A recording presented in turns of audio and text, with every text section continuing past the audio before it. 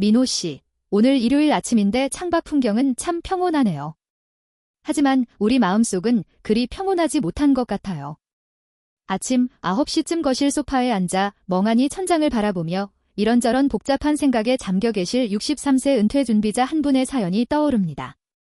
평생을 성실하게 일궈온 자산이 지난 금요일 하루 만에 크게 흔들리는 걸 보면서 그분이 느꼈을 막막함이 저에게도 고스란히 전해지는 기분이에요.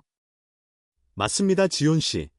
지난 2026년 6월 26일 금요일은 그야말로 우리 증시 역사의 검은 금요일로 기록될 만큼 충격적인 하루였죠.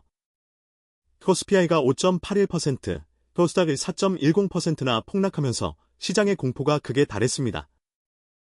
특히 삼성전자와 스카이닉스 같은 우리 경제의 버팀목들이 외국인들의 거센 매도세에 힘없이 무너지는 모습은 많은 투자자에게 깊은 좌절을 안겨주었습니다. 원달러 환율이 1537.40원까지 치솟으며 2020년 팬데믹 당시의 공포를 다시 불러일으킨 것도 한몫했고요. 심리학적으로 보면 이런 상황에서 우리가 느끼는 고통은 단순히 숫자가 줄어든 것 이상의 의미를 갖습니다. 데니얼 카네만과 아모스 트버스키가 1979년에 발표한 손실 회피 편향 이론을 보면 사람들은 같은 액수의 이익을 얻었을 때의 기쁨보다 손실을 입었을 때의 고통을 2배 이상 강하게 느낀다고 해요. 100달러를 벌 확률이 50%인 도박보다 확실하게 50달러를 받는 쪽을 선택하는 인간의 본성이 지금처럼 불확실성이 극에 달한 시장에서는 우리를 더욱 방어적이고 위축되게 만드는 것이죠. 경제학자의 시선에서 분석해보면 이번 사태는 단순한 심리적 위축을 넘어선 실질적인 위기 신호를 담고 있습니다. 환율이 1,500원을 넘어서면 수입 물가가 급등하게 되고 이는 곧 우리 기업들의 원자재와 포장재 비용 부담으로 직결됩니다. 2020년 3월 코로나 사태 당시 환율이 1,280원 되었을 때도 수출 기업들이 비용 압박으로 얼마나 고전했는지 기억하실 겁니다. 지금은 그때보다 훨씬 높은 환율 수준이라 기업의 수익성 악화가 주가 하락을 부채질하는 악순환의 고리에 빠져 있는 셈입니다. 그런데 이런 분석을 두고 누군가는 어디서 주워들은 뻔한 지식들의 나열일 뿐이라고 비판할지도 모르겠어요.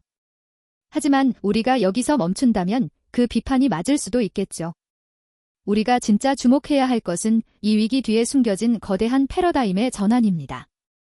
단순히 주가가 떨어지고 환율이 오르는 현상 그 자체보다 우리가 왜 이 변화의 파도를 미리 읽지 못하고 매번 같은 지점에서 고통받는지에 대한 근본적인 성찰이 필요합니다. 지온 씨 말씀에 깊이 공감합니다. 사실 45세 중소기업 사장님 한 분은 이번 사태를 보고 정말 격한 분노를 쏟아내기도 하셨어요. 아침부터 이런 우울한 소리만 들려주느냐는 그분의 외침은 사실 변화에 대한 본능적인 공포와 생존에 대한 절박함에서 나온 것이라고 봅니다. 단순히 과거의 지표를 복귀하는 수준을 넘어 우리가 앞으로 맞이할 10년 후의 세상이 지금과 어떻게 다를지를 냉철하게 직시해야 합니다.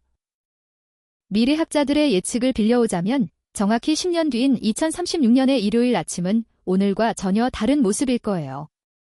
당신의 출근길 뇌파는 실시간으로 분석되어 뉴럴링크 5.0 칩셋을 통해 당신의 투자 성향에 최적화된 전략으로 변환될 겁니다. AI가 단 0.1초 만에 시장의 모든 변수를 계산해서 당신의 귀에 속삭여주는 시대가 오는 것이죠. 이런 기술적 진보를 외면하고 지금의 낡은 투자 방식을 고수한다면 그 격차는 메울 수 없을 만큼 벌어질 수밖에 없습니다.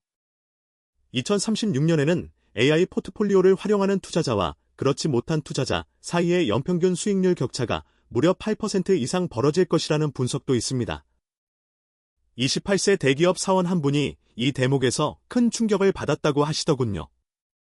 지금 당장 종목 하나를 분석하는 것보다 변화하는 기술 생태계에 어떻게 올라탈 것인가를 고민하는 것이 생존의 핵심이라는 사실을 깨달으신 거죠. 8%라는 수치는 복리로 계산하면 10년 뒤 자산 규모를 2배 가까이 차이나게 만드는 엄청난 숫자입니다. 결국 우리가 지금 느끼는 이 막막함과 고통은 새로운 시대로 넘어가기 위한 일종의 성장통일지도 모릅니다.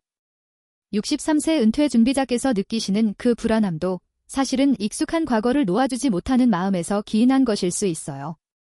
변화는 언제나 불편하고 두렵지만 그 불확실한 미래의 이익을 위해 현재의 익숙한 안정감을 기꺼이 내려놓을 수 있는 용기가 필요합니다. 손실 회피라는 본능을 이겨내고 이성적인 선택을 내리는 것. 그것이 오늘 우리가 가져야 할 태도입니다. 맞습니다. 45세 사장님께서 느끼시는 그 분노의 에너지를 변화를 위한 동력으로 전환해야 합니다. 환율 급등과 주가 폭락이라는 눈앞의 파도에만 함몰되지 말고 그 파도가 우리를 어떤 새로운 해안으로 데려가고 있는지 멀리 내다봐야 하죠. 2026년의 이 검은 금요일은 훗날 우리가 기술 기반의 초개인화된 투자 시대로 진입하게 된 결정적인 전환점으로 기억될 것입니다. 그때 가서 뒤처진 것을 후회하기보다 지금 이 고통스러운 순간을 배움의 기회로 삼아야 합니다. 오늘 우리가 나눈 이야기들이 누군가에게는 여전히 막막한 소음으로 들릴 수도 있고 또 누군가에게는 새로운 눈을 뜨게 하는 계기가 될 수도 있을 겁니다. 하지만 분명한 것은 우리가 발을 딛고 있는 이 땅의 규칙이 완전히 바뀌고 있다는 사실입니다. 28세의 젊은 세대가 느끼는 그 기민한 위기감을 우리 모두가 공유해야 할 시점이에요. 과거의 영광이나 방식에 머물러 있기에는 세상이 너무나 빠르게 그리고 무자비하게 변하고 있으니까요. 지훈 씨와 대화를 나누다 보니 저 역시 스스로를 돌아보게 되네요. 경제 지표를 분석하는 저조차도 가끔은 뇌파 동기화니 AI 칩셋이니 하는 미래의 이야기가 낯설게 느껴질 때가 있거든요. 하지만 데이터는 거짓말을 하지 않습니다. 기술 적응의 속도 차이가 곧 자산의 격차로 이어지는 시대는 이미 시작되었습니다. 오늘의 이 폭락장이 주는 교훈은 단순히 현금을 확보하라는 것이 아니라 당신의 사고방식을 최신화하라는 경고등과 같습니다. 일요일 아침 무거운 마음으로 시작하셨을 모든 청취자분께 오늘 저희의 대화가 작은 이정표가 되었기를 바랍니다. 지금 당장 눈앞의 손실 때문에 괴로워하기보다 내가 10년 뒤에도 여전히 이 낡은 방식에 갇혀 있지는 않을지 스스로에게 질문을 던져보셨으면 좋겠어요. 변화는 계단식으로 오지 않고 어느 날 갑자기 우리를 덮칩니다.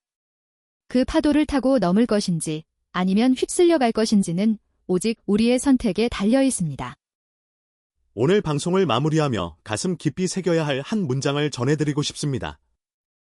이 문장이 여러분의 일요일 오후를 조금은 더 단단하게 만들어주길 바랍니다. 사람들은 변화에 따르는 손실 회피 편향 때문에 알고도 바꾸지 못합니다. 하지만 그 본능을 이겨내는 소수만이 다가올 미래의 주인이 될 수 있다는 사실을 잊지 마십시오. 다음 주에는 이 변화의 파도 속에서 구체적으로 어떤 기술적 도구들을 준비해야 할지 더 깊이 있게 다뤄보겠습니다.